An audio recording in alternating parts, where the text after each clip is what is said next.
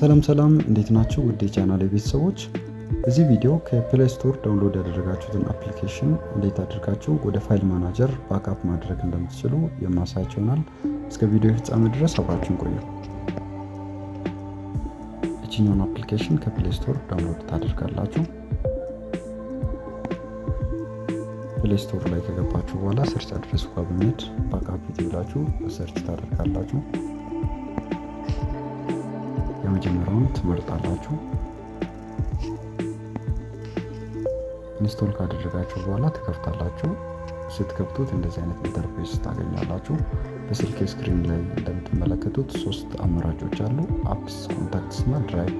አፕስ ላይ ስትገቡት በስልካችሁ ላይ ኢንስቶልድ የሆኑ አፕሊኬሽኖችን ሊስት ያሳያችኋል። ኮንታክትስ ላይ ስትገቡት የስልካችሁን ኮንታክት ሊስት ያሳያችኋል። የስልካችሁን ኮንታክት ባክአፕ በማድረግ በፒዲኤፍ ኦር በኤክሴል ፎርማት ፋይል ማናጀር ላይ ማስቀመጥ ትችላላችሁ። ሶስተኛው ኦፕሽን ድራይቭ ነው።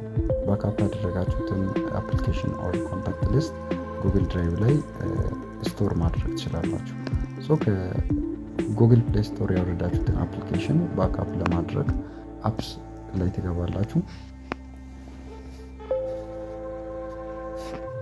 አፕስ ላይ ከገባችሁ በኋላ ባክአፕ ማድረግ የምትፈልጉት አፕሊኬሽን ፊት ለፊት ላይ ሄዳችሁ ቼክ ቦክሷን ቼክ ታደርጋላችሁ።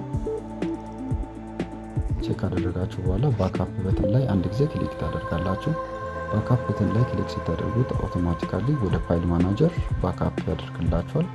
ዘን ደን ብላችሁ ትወጣላችሁ።